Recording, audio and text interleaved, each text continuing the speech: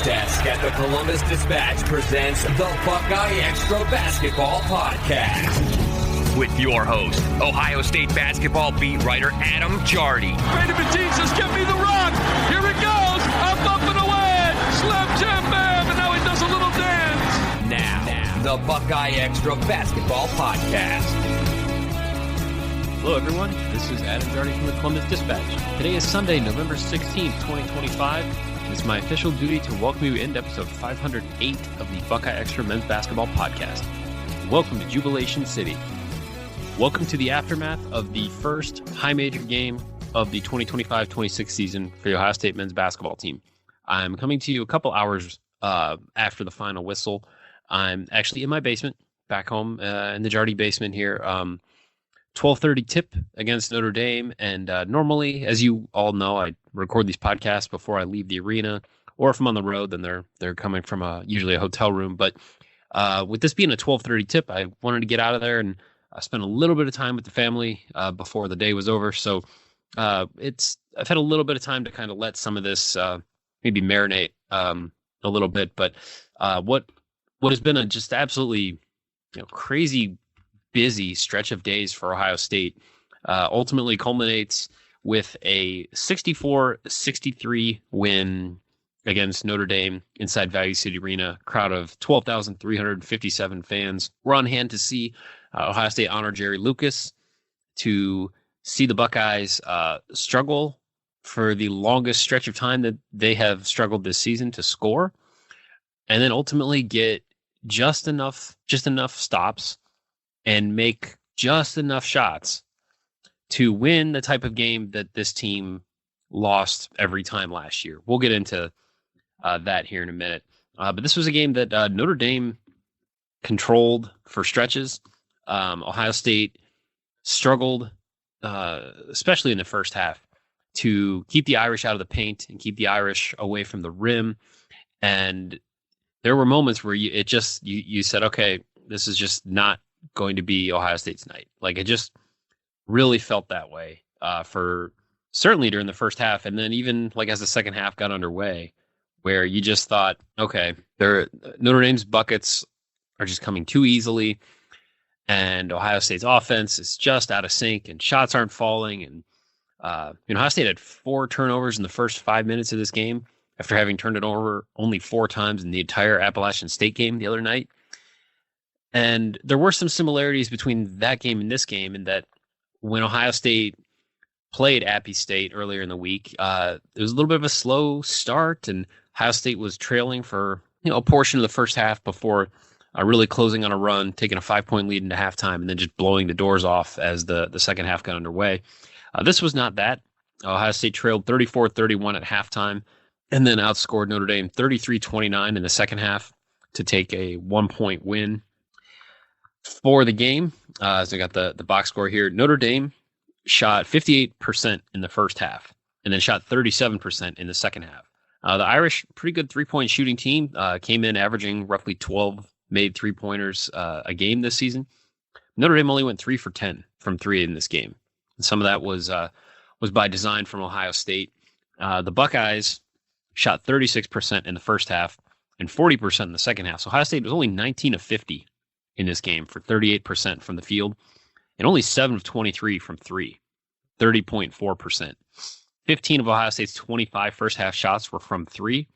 8 of Ohio State's 25 second half shots were from 3. The Buckeyes went more to the rim in the second half. And along those lines, Ohio State 9 of 9 from the free throw line in the first half, 10 of 14 in the second half. So Buckeyes finished 19 of 23 from the free throw line, whereas Notre Dame was 12 of 20 from the free throw line. Ohio State committed 16 fouls, drew 21 fouls. That was rather critical in the second half, as Christoph Tilley really did a lot to carry the offense through some difficult stretches, and that included the game-winning bucket, which came with about 13 seconds left.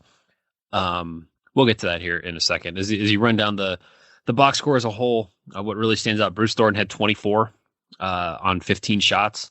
A surprisingly inefficient game for Bruce Thornton, in that he only barely hit half of his field goals. He was 8 of 15 from the floor, 4 of 7 from 3.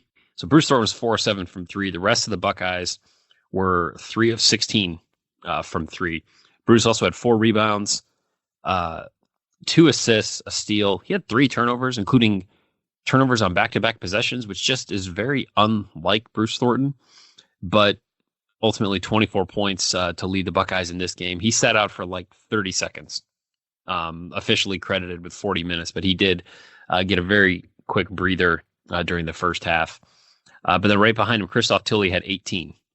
And he had 18 points on 8 shots while missing all 3 of his 3-pointers. Christoph Tilley drew 10 fouls in this game and got to the line. Took 13 free throws. He was 10 of 13 from the free throw line. At one point, he was 10 of 11. And then he actually missed 2 late when Ohio State was had a chance to extend the lead and ultimately did not. But came up with a game-winning bucket in the final 30 seconds after Ohio State called the timeout, and actually drew up a play to get the ball into John Mobley's hands. And I thought this was another difficult game for Mobley. He finished with 9 points on 2 of 10 shooting. He had 2 assists, 2 turnovers. One of his 2 assists, though, was the assist to Christoph Tilley on the game winner on a play where Jake Diebler said afterward they wanted to get the ball into his hands, and there were a couple of actions that were drawn up, and the gravity that his shooting created, as well as the attention that the Irish were paying to Bruce Thornton, and also the fact that he got delayed a little bit, and the screen took a little bit longer to get the ball to Mobley, so the timing on the play was off, but he was able to sort of penetrate the mid-post, or mid-range, I guess, on the right side of the court, draw a defender just enough that he could then fire a pass back up toward the elbow to Christoph Tilley, who then immediately accelerated toward the left block and finished over 2 Notre Dame defenders with about 13 seconds left for the game-winning shot. Certainly the biggest shot that he's had so far at Ohio State. And, a shot that could alter the trajectory of the season, like not to overstate one game in mid-November, but this was a game that was a bellwether for Ohio State. This was, as I wrote about leading into the weekend, rather. We had seen Ohio State essentially do what it wanted to do for 3 games in its non-conference, all again in bye games against mid-major teams. They double-digit wins against IU Indy, Purdue Fort Wayne, Appalachian State. Different moments in those games created, bits of adversity here and there for the Buckeyes, but nothing too crazy, certainly. This was a different story. And this was the first chance to really get our eyes on Ohio State playing a high major team and just see, like, what does it look like? How do they match up? This will be the one big data point here until we get to pretty much the end of the month. After playing this game, Ohio State will host Western Michigan on Thursday, and then Mount St. Mary's next Tuesday, November 25th. And then it picks up after that. You go to Pitt on the 28th. You go to Northwestern on December 6th. You host Illinois on December 9th. You go play West Virginia in Cleveland on the 13th. You go play North Carolina in Atlanta on the 20th. Like, we're not far off, really 12 days from the schedule really cracking things up a notch. But this was the one. It's entirely reasonable at this point to expect Ohio State to be 6-0 going to Pitt on Friday, November 28th, on Black Friday. The Panthers, by the way, are 3-1, and I didn't check this earlier, but Pitt has beaten Youngstown State, Longwood, and Eastern Michigan at home, and then went to West Virginia and lost 71-49 on Thursday, November 13th. So it's a road game. That'll be the first road test, and we'll learn some stuff certainly about Ohio State there. But another one of these non-conference games that against a high major team that the win will help a resume. And it's not an unwinnable game for Ohio State. So, I'm jumping way too far ahead here. But that is kind of the lay of the land here for Ohio State going forward. But I want to get into why Ohio State winning this game the way that it did, I think is impressive, as well as a couple other stats that jumped out. And then we're going to talk about, like I said, this was a crazy busy week. And I mean, I could make this a 2-hour podcast, honestly. And I would have done, I'd mentioned in the last podcast after the Appy State game, I was going to maybe record another one before this game, but ultimately I just didn't. I just ran out of time. There's been so much to write that I couldn't fit in another podcast. So I apologize for that, but we did have national signing or the early signing period open last week, and Ohio State signed Anthony Thompson and Alex Smith. I have spoken with both of them, and I went and saw Anthony Thompson play on Thursday night, so I'll get into some of that. And then that was like a really late night, early morning, get some stuff done with that. And then Ohio State honored Jerry Lucas all weekend. Was there for the statue unveiling on Friday. And then we had interviews then. On Saturday, Jerry Lucas was recognized at the football game with the ringing of the victory bell. Jerry did not ring the bell. Jake Diebler, Aaron Kraft, and Jared Sullinger made the trek up there into the tower to ring the bell. And then on Sunday here at halftime, he dotted the I as the fall athletic band performed Script, Ohio on the hardwood at Value City Arena. So it was a full weekend of Jerry Lucas. We'll talk a little bit about some of that here also before we get out of this episode. And again, it's been a lot. It's been a lot to really get into here these last couple of days. So thanks to everyone who's kept up with all the content I've been pushing out there, because it's been kind of crazy. So before we go any further, I want to remind you can subscribe to the podcast on Apple, Spotify, YouTube, wherever you enjoy your favorite podcasts. If you subscribe, you'll automatically get the newest one just as soon as our man Patrick Flaherty, the Podfather, can grab them and publish them for you. While you're subscribing or downloading, please leave a review. Please click 5 stars, and please consider telling a friend.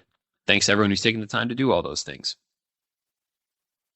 So here's like the ultimate question, I suppose, that I think we felt going into the game, and I think is worth talking about after the game, which is that simply, did you know that Ohio State could win like this? And I don't say that like facetiously or any particular way, but the way that we have seen Ohio State play for the last several years, this is the kind of game that has not broken Ohio State's way. You go back and certainly just flipping back to last year, which we're going to do some comparisons here in a moment, but last year, Pitt won 91-90 in Columbus in overtime. And then you go to that stretch that they like to talk about in mid-January, where Ohio State won at Minnesota by 1 in double overtime, lost at home to Oregon by 2, lost at Wisconsin by 2, lost at home to Indiana by 1 in overtime, and then won at Purdue by 3. So there is at home a 1-point loss, a 2-point loss, and a 1-point loss. There you go. Those are 3 losses by 4 points. Flip 1 or 2 of them, Ohio State's in the NCAA tournament. That's really how thin the margin was. Ohio State did not excel in close games last season. And that ultimately was the sum of a bunch of other, recurring issues throughout the season that just made it to where this team couldn't get enough done in those critical key moments to win those kinds of games. Pitt was not a world beater last year. Pitt won by 1 in Columbus. Both teams finished with 17-15 records. Pitt lost to Notre Dame 55-54 in the ACC tournament, and that was the end of Pitt's season. That's a 1-point loss at home. You lose by 1 to Indiana at home in overtime. The Hoosiers, they went 19-13 and lost to Oregon in the first round of the Big Ten tournament, and it was all over for them at that point. They didn't play in a tournament either. It's pretty clear how thin the margins were and where Ohio State just consistently came up lacking. So I think we all, if we're honest with ourselves, once Christoph Tilley makes that runner with about 13 seconds left and Notre Dame is pushing the ball up the court and first team all ACC preseason guard Marcus Burton has the ball in his hands, I think we all probably had a pretty good feeling of where this was headed. And I did think that on that possession, Ohio State did a really solid job. Christoph Tilley, I believe, was switched onto him, and it was able to keep him from getting downhill, drawing contact, getting to the rim, and forced him to take a difficult 3-pointer that did not have much chance to go in and obviously did not. I thought that was a heady play right there because Burton's not much of a three-point shooter. I mean, he's really, really talented. He shot 37.5% from three last season, but he's at 30.8 right now through 4 games, and came into the Ohio State game 2 of 4 in the first game, 1 of 2 in the next game, and then 1 of 6 in the next game. This was his only 3-point attempt in the game, so he was 4 of 12 coming in. And you were more concerned, I think, certainly with his ability to get to the rim and how would Ohio State defend him. We've seen guards like this really, really put it on Ohio State at times, but they were able, the Buckeyes in this case, were able to keep him out of the paint on that ultimately final possession, force a bad 3-pointer that didn't fall. But like, those are moments that we've seen certainly go the other way for Ohio State. And this, just like I said so many times in the first 3 games, like we're not going to make too much out of one non-conference game in early November. These are all data points that eventually are going to give us a bigger picture of what this team can and can't do and what the ceiling is. But when you do start to compare to last season and you start thinking about where is this team supposed to be better? Well, this team's supposed to be better offensively. This team's supposed to be better intellectually. And this team's supposed to be tougher and deeper and better equipped to battle in these moments where instead of being up 1 at the final timeout, you're up 4. Or instead of being down 3, you're down 1. Like, those margins need to be improving for this team to be better. And in this game, we did see that. This was the first sign, really, that Ohio State is putting some distance from last year. Is putting some distance between itself and the team that we saw last year. And this is the stat that really jumped out to me once I started just kind of looking at, well, what were the numbers in this? Like, where's Ohio State from an efficiency standpoint? It is worth pointing out, I mean, Ohio State was like sub 100 in adjusted defensive efficiency after that season opener against IU Indy. Ohio State's up to 67th, which is not like go cut down nets, but like that's a marked improvement. The offense did drop to 26th at KenPom after this game because it was not the most efficient or aesthetically pleasing offensive output for Ohio State, but they did enough, and they did enough offensively to make this stand up. So here are the numbers that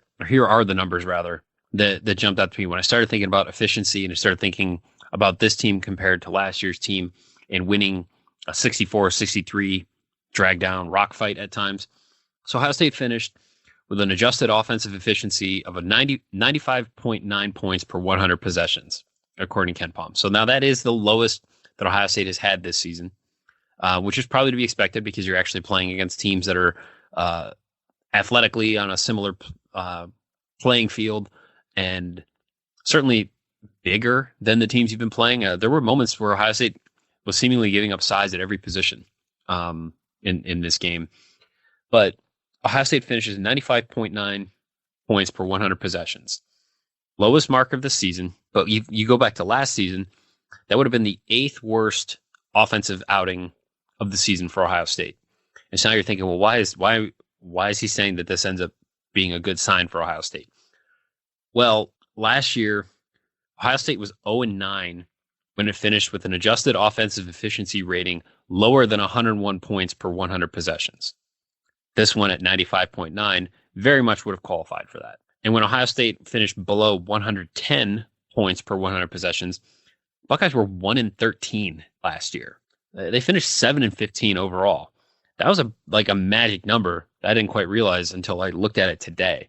But if Ohio State averaged 110 points per 100 possessions or more, Buckeyes were 16-2. Like, that was the winning formula for this team last year. So the question then becomes, well, how did Ohio State make that kind of offensive performance into a win? How did Ohio State win this game when its offense was, not clicking in such a manner? Well, Ohio State had an adjusted defensive efficiency rating of 94.4 points per 100 possessions. That would have been Ohio State's 5th best mark last season. And this year, it's already Ohio State's 3rd best through 4 games. The only game that was worse was the IU Indy game. So you had the rare, to this point, in 1 year and 4 games of the Jake Diebler era, and honestly probably going back further than that, but you had the rare situation here where Ohio State did enough defensively to win this game. And certainly we'll look at the Christoph Tilley bucket and his ability to get to the free throw line and what Ohio State was able to do offensively in the second half to overcome the halftime deficit. But Ohio State got enough stops in this game to win in a game where its offense was unable to win last season.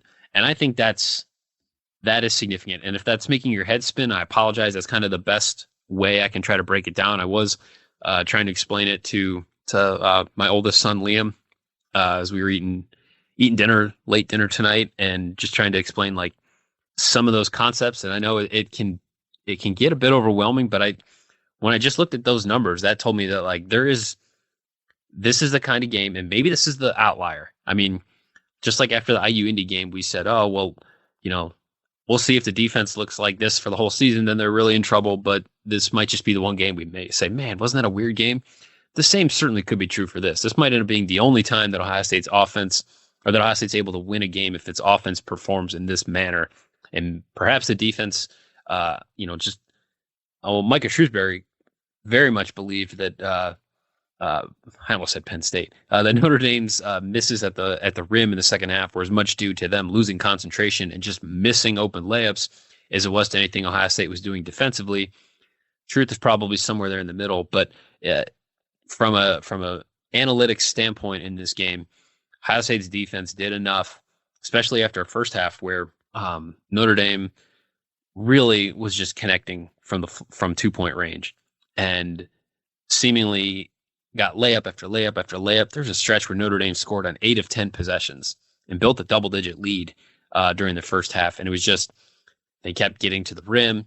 They were banking shots in off from the block. It just, you didn't think Ohio State had enough stops in it. And the 3-pointers were not falling for the Buckeyes to overcome some of that. That's typically a recipe for disaster for Ohio State. But in this game, it wasn't. And now Ohio State has this win in its back pocket that, we'll see ultimately where Notre Dame's season goes. But this is a win that you put it on the resume and you move on. And, Ohio State is 4-0 right now for the first time since 2020-21, which is, again, that's kind of wild. I mean, it's been 5 years since Ohio State's opened a season 4-0. And granted, those losses haven't been to, directional upstate university that have prevented from Ohio State going 4-0. Like 2 of the years has been to Texas A&M. They've played typically these high major early season non-conference games in the last couple of years have had struggles for Ohio State and have brought some early losses onto the Buckeyes record. But now they're 4-0, getting ready to go play 2 more bye games before heading over to Pittsburgh to go play Pitt. So a couple other things that really stood out from the game. Devin Royal was back in the lineup, and that's worth pointing out. Played 32 minutes and 26 seconds. He had a team high 6 rebounds. He only had 7 points and didn't really seem like he was a major offensive threat in this game. Certainly, I don't think he's 100% as he continues to deal with this hip injury, just from observing him. And just, like I said, so he had 7 points and was 2 of 6 from the field. 3 of his 6 shots were 3-pointers. And then he just didn't seem, he brought the physicality certainly to the glass. Again, team high 6 rebounds, 5 of them were defensive. But you didn't really see him like using his body to get to the rim or to get into the paint. So we'll continue to monitor that. Obviously, he missed the game prior. These next 2 games don't seem super scary at this moment. Ohio State's got 98% win probabilities at Ken Palm right now in each of the next 2. So just something to monitor, but he was able to play 32 minutes and give him 7 and 6 on a night where Brandon Knoll played 19 minutes as a starter, and he got 1 rebound. He had 2 assists. I guess he did have a block and a steal, but he did not attempt a shot. It's only the second scoreless game in his collegiate career, and it's the first time he has not taken a shot. Didn't get a chance to really dive into that, but we did. Amari Bynum played more than Brandon Knoll. He played 20 minutes. He had 5 boards, 4 points, 3 fouls, did some things, looked a little bit more comfortable. Still has a little bit of quick feet as a freshman, like got the ball from Bruce Thornton on a fast break opportunity and shuffled his feet before he dribbled and got called for a turnover that felt really costly in the moment. But I thought he gave them some stuff in this game. It was a tighter rotation for sure. Gabe Cupps played 15 minutes. He got the first block of his career. That was initially credited to Christoph Tilley, but so he had 2 points, 2 rebounds, an assist. Kind of did Gabe Cupps stuff. And then after that, you had Ivan Yagovin had 9 minutes. Colin White had 9 minutes. Neither of them scored. Colin White had 2 steals. Ivan had a steal. But most of the production came from Thornton and Tilley. And one guy that I did mention earlier and we haven't gotten into, and I'll probably write something about this like in the next couple of days. But the one guy, we'll see, I guess to wrap up on Devin Royal, like he's still progressing. And I don't think this is like he wouldn't have played 32 minutes if this is like, oh, this is going to bother him all year type of deal. But I just didn't think he played. I don't think he threw his body around quite as much on the offensive end compared to maybe how he is certainly played at time, for the majority of the last 2 years now at this point. But now the stat line that was really interesting to me was John Mobley. So Mobley finished, like I said, he had the game-winning assist. Only finished with 9 points. He was 2 of 10 from the floor, 2 of 5 from 3. He had 2 turnovers in this game. So he was 0 of 5 from 2-point range in this game. And when you look at his numbers on the season right now, he is 11 of 27 from 3, so shooting 40.7% from beyond the arc. He is 4 of 19 from 2. That is 21.1%. And he had his struggles from 2-point range. Last season, he was 55 of 139, so he's 39.6%. 4 of 19 from 2 is surprising. So, I mean, he's got, let's see, is KenPom? Well, no, I don't have that looked up right now. He's got 15 misses. Like Christoph Tilley has 3 misses. Bruce Thornton has 7 misses. Let me do some quick math here. Between Tilley, Thornton, Bynum, Royal, and Brandon Knoll. So I'm going to do some math here. So between all those players, Ohio State, those guys have 21 misses from 2-point range collectively, and John Mobley has 15. And I feel like many of them are either a forced jumper, a fadeaway jumper, a mid-range shot that seems like they could maybe get a better shot, or driving into traffic and trying to finish over a couple of defenders that are bigger and able to affect his shot at a high degree. Ohio State has been, the Buckeyes are 10th nationally in 2-point field goal percentage. They're shooting 65.1% as a team. I feel like at the moment, Mobley seems a little in between with some of his decision making, and whether that's occasionally, yes, turning the ball over when he shouldn't, or driving into a spot where it's not ideal. He hasn't played like a John Mobley takeover game yet. And we very easily could be talking about like how different that is later this week. I mean, he could go off for 25 against one of these next 2 teams, and we're talking about something entirely different here. It just, again, it feels to me like his decision making is a little bit in between at the moment. And I thought this game was another example of that. His first single digit game of the season, he had 16, 19, 16, and then now 9 in this game. So I thought his stat line was interesting. I thought Brandon Knoll's stat line was interesting. Other thing that's certainly worth, I want to dig into real quickly here is Christoph Tilley and his ability to get to the free throw line in this game. Because as I mentioned, he was critical for Ohio State in the second half. He had 14 points in the second half, so 14 of his 18 came after halftime. He was 8 of 11 from the line in the second half. At halftime, he had drawn 1 foul. In the second half, he drew 9 fouls. And it just seemed like every time he drove, he was drawing contact, getting to the line, and hitting those free throws. He did some of this with 4 fouls in the second half. But he talked about like knowing he needed to be physical and finish through contact and not think about getting fouled, just think about finishing. He said the fouls were just coming. He said he felt like he was in a good spot. He said, I knew if I did my thing, something good was going to happen. So on the other side of the coin, Marcus Burton had 14 points for Notre Dame. But he's only 3 of 14 from the floor. Like Ohio State really worked to make him inefficient. He did go 8 of 9 from the line. He drew 5 fouls. And I asked Micah Shrewsbury about the challenge of keeping Tilly off the free throw line and how much that changed the game. And he said, it's a choice of whether it's called or not. We had 3 really good officials, thought they were great, but Tilly, caught it and drove and he got fouls called. We caught it and drove it. Sometimes we did and sometimes we didn't. That's the game. That's it in a nutshell right there. This game was free throws and layups.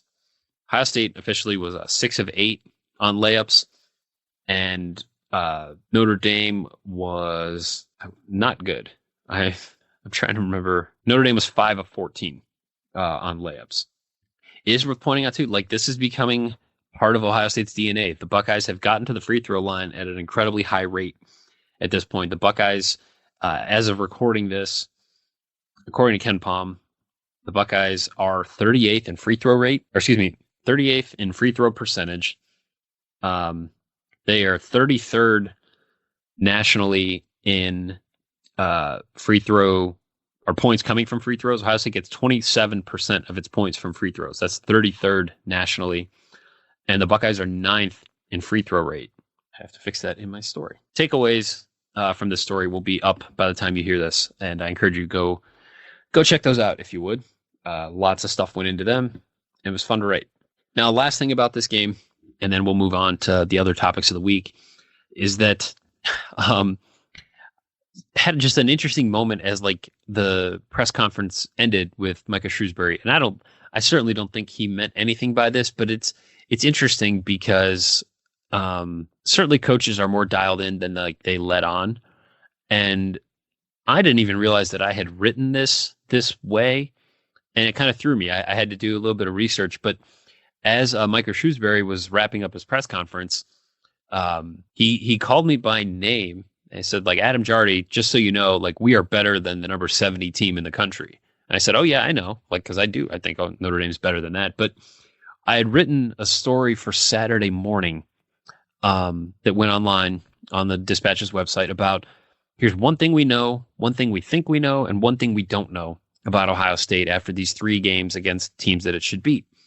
And one of the things that I pointed out in there was that like this was the first real test for Ohio State, but there were much bigger tests ahead. Like winning this game, would sort of only go so far because here's what I wrote. I wrote, Notre Dame at number 70 at Ken Palm is not projected to make the NCAA tournament. Fighting Irish were picked to finish 10th in the ACC in this season's, or picked to finish 10th in the ACC this season in the league's official preseason poll.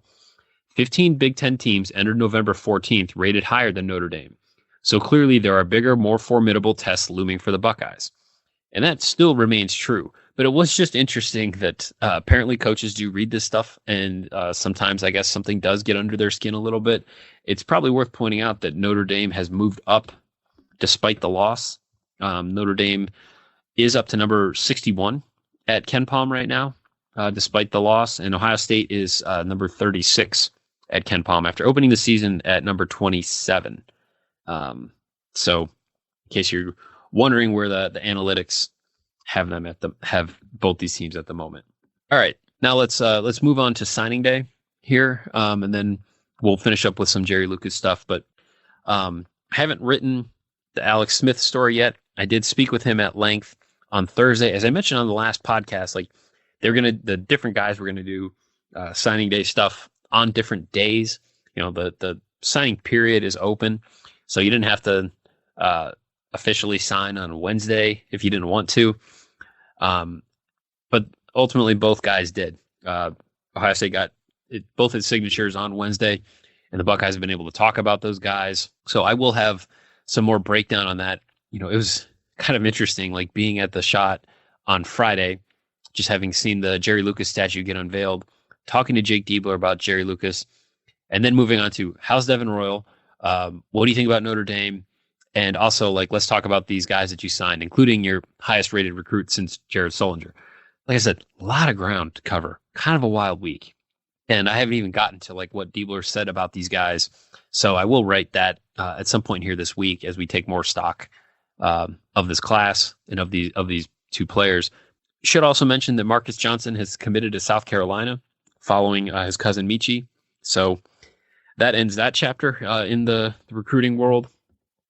But really enjoyed getting to talk to Alex and then going to Western Reserve Academy and seeing Anthony Thompson, getting to watch him play, getting to talk to him afterward. I've posted some highlight videos to the social media channels of some of the things I was able to see him do.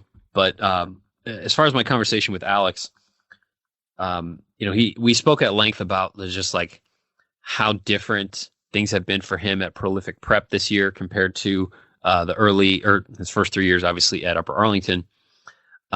He talked about going from being at UA where, he's, the ball in his hands and he wouldn't get yelled at if he took a shot. He said, I was like the man there. He said, now I'm at Prolific Prep. There's maybe 4 dudes ahead of me who are the man. He said, it's actually been a really good adjustment for me. I think that's really helped my game. He said, playing off ball for me, I think I'm better off ball.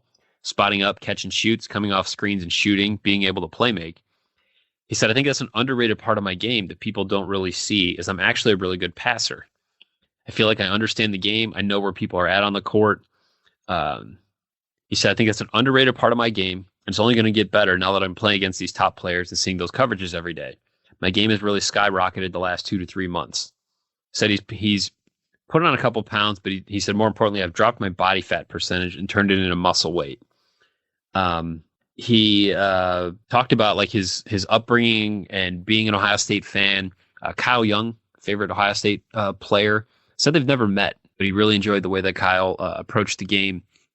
And we talked about there's a photo that Ohio State posted of him as a youngster, even youngster at an Ohio State game.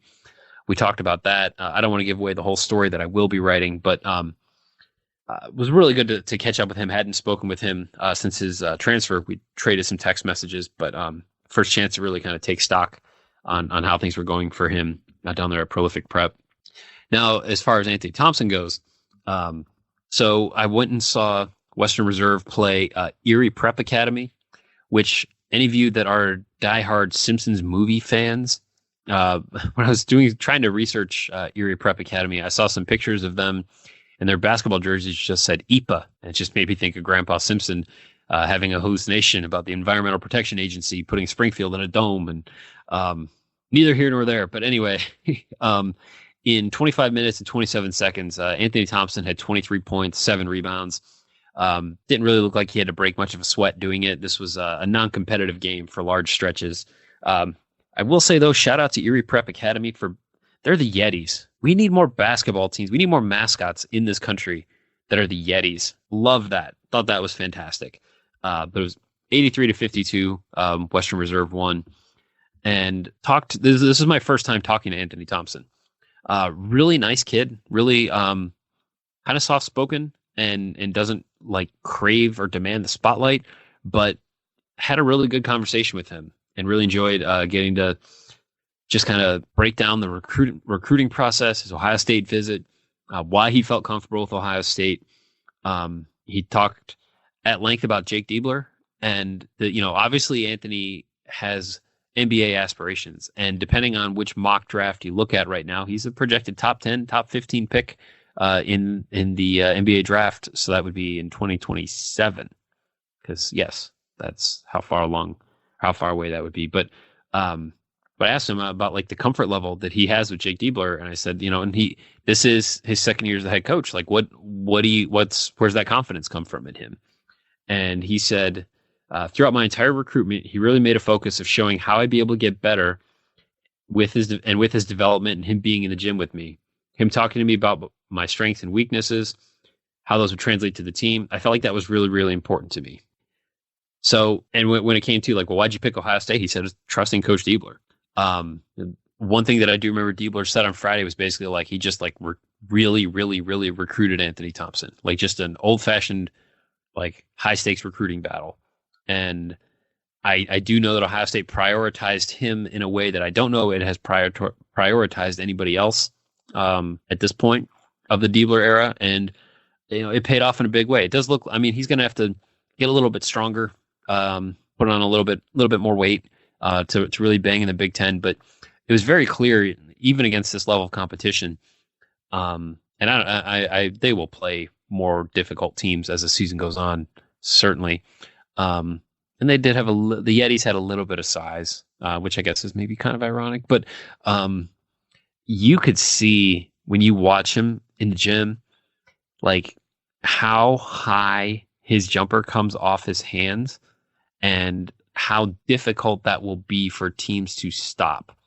And that was one thing when I talked to both, like I said, Anthony and Alex, and it turns out they know each other. They've played against each other. I guess that's probably not a very big surprise. I mean, they're both native Ohioans in the same recruiting class. So that stuff is bound to happen. But when I talked to Alex, this is how he put it. He said, I think we're going to be a really good duo. He said, we're both similar in size. His skill set's a little bit different than mine, but I think we complement each other really well. I think it's going to be really hard to guard a ball screen with us too. With him handling it, I'm setting the screen and popping or rolling. I feel like that's going to be very difficult for people to guard. So file that one away. Let's revisit that next year. But certainly a lot of confidence internally from both those guys and what kind of impacts they're going to be able to make at Ohio State. So more stories to come. Also, Anthony Thompson did say that favorite players, he said he always grew up liking Kevin Durant, which makes sense. And he said that within the last few years, he really enjoyed watching Malachi Branham at Ohio State. So again, I'll have more on those guys in the next couple of days here as we continue to catch up on all the sound and break down all the interviews from last week. And speaking of, let's wrap this one up here with the Jerry Lucas stuff. Now, Friday was really cool. And, you have to be objective in this job and you have to take off the fan hat and be neutral and be unbiased. And I think you can be all of those things and also still appreciate a moment where one of the greatest of all time gets an honor that he calls the greatest highlight of his life. I mean, Jerry Lucas, when I reached out to him, when I had heard that this was happening and I broke the news that the statue was going up, he spoke about how incredibly meaningful this was to him. This wasn't just like, oh, hey, I'm going back and they're doing this thing. It was like, no, this is like the highest honor of my life was the way that he put it. And you could tell that in listening to him, just an absolutely fascinating man. And I don't know that at this point there's anything that can be said about Jerry Lucas that hasn't already been said.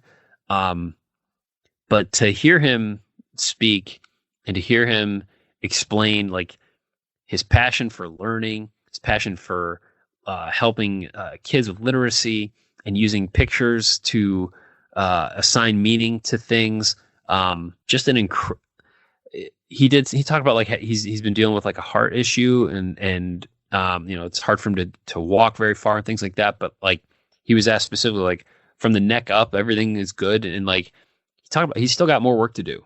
He's still working on all these things that he wants to do to transform learning and literacy for kids. And when you hear him talk about, the dude memorized the entire New Testament. I can hardly remember a verse, and he memorized the entire New Testament. Apparently, and I think they call him Dr. Memory. They when he was in the NBA, he would impress his teammates by memorizing 50 pages of the New York City phone book. He can rearrange letters and words and put them in alphabetical order. His brain works in ways that I just think most people's don't. Mine does not. I know that. And so you got certainly glimpses of all of that, which was really cool. You saw how much it meant to so many people from different eras of the Ohio State basketball program to see this happen. It's the 5th statue on Ohio State's campus. That was something that they pointed out during the ceremony. So William Oxley Thompson, Woody Hayes, Jesse Owens, Archie Griffin, and now Jerry Lucas. It's a really cool statue. Northwest corner of the arena, over by the practice facility. The players, when they walk in and out of the hallway there, they will see it. It was ironic, or maybe ironic's not the right word, but just when the statue was unveiled, there's this special parachute that was covering it that I believe the sculptor always uses to cover his statues before they get unveiled. And when they took it off, it managed to snag on the outstretched hand of Jerry Lucas as the statue captures him taking a hook shot, and they had to cut it down, which was a funny moment. Certainly didn't take anything away from all the pomp and circumstance and everything of the day. But to hear like the governor of Ohio just stand there and tell him like, I'm a fan, like talked about listening to Middleton Midi games on the radio and like seeing Jerry Lucas's high school teams playing on Dayton TV when DeWine was in junior high, and just talk about how he's such a fan. And Jerry Lucas was pointing out a friend of his in the crowd who he was in kindergarten with. He cracked, I've only known him for 80 years. There was so many cool, like just little moments throughout. And, like the one thing that Jerry said, like, quote, I'm glad God gave me the strength to be here today, and I'm not finished. There's more to do, and I'm going to get it done. It's going to make a tremendous difference. And that was in regards to his passion to help with childhood literacy and education. And he said, I've had a bad year this year. He said, I feel better today than I felt in quite a while. I wonder why. Because God is good, and he allowed me to feel well for this special day in my life. Just, you could see that this mattered to him, how meaningful this was. And there's certainly something to be said for when you can show someone how much they matter while they're still here. Like, what's the phrase? Like, giving people their flowers. Like, it's really cool that Ohio State was I think, again, even looking at this from a neutral standpoint, I think it was really cool that Ohio State was able to do this. He's still with us and could be there to see how much this matters and how how impactful his time at Ohio State and beyond has been. There's a great quote from, I hadn't heard this one, and maybe this is just my age, but Bill Hoskett, who was the MC for the event. Great to see Bill. But he said, Coach Fred Taylor used to say, if you could hear thunder and see lightning, you knew who Jerry Lucas was. What an unbelievable quote. What a fantastic way to describe someone. That really jumped out to me. That was one of my favorite things that I heard that entire time. It's also pretty cool to point out, and I'll probably write something on this hopefully in the next couple of days as well. But Jake Diebler said that Jerry Lucas texts him after every single game that Ohio State plays. Everyone. He said it doesn't matter what time, where we're playing. If we're playing on the West Coast and it's like, crazy late on the East Coast, like, he hears from Jerry Lucas after every single game. I think that's amazing. So yeah, you can go read the story at dispatch.com. I tried to sum up Friday as best I could. I have videos that are up as well, different speeches and moments from the ceremony. And we have our Adam Cairns, our awesome photographer, one-time podcast guest, by the way, back in the day. But he has a time-lapse video of the marching band, or the athletic band doing Script Ohio, and Jerry Lucas dotting the I there. So you can find that in all the content we've been churning out here. Just, again, dispatch.com. And if there's not like a tab for like basketball. So like if you click on one of my stories and then you click on my name, that'll show you all my stuff. and I wish we could weed out like the videos, to some extent, because it kind of looks like, oh, I'm just posting a bunch of videos and that's all I'm doing. But like, there's obviously so much more to it than that. Just post a lot of videos and write a lot of things. So that's the best way, honestly. If you want to keep up with all the content that's going to the website, click on my name, and then you can just find all the stuff from there. I'm impressed that my voice has held out this long. I think this is probably a good time to wrap it up. I'm sure there's things that I'm forgetting, but there's just a lot of ground to cover here. So I appreciate anybody that is still listening, that's been sticking with it for this long. Not planning on doing another podcast between now and the next game. Obviously reserve the right to change that if we get news, but just make sure you're subscribed, and then it'll just pop right in your feed whenever. So thanks to all of you for listening this long. And thanks to Patrick Flaherty for making this all work. As always, you can send along your questions, your comments, your love notes, your hate mail, and otherwise constructive criticism to me at Adam Jardy on Twitter or ajardy@dispatch.com. Thank you again for listening. Thanks to Patrick Flaherty for making this work. I'll be back with you in a couple days. So until then, be kind, take care, and we'll talk soon.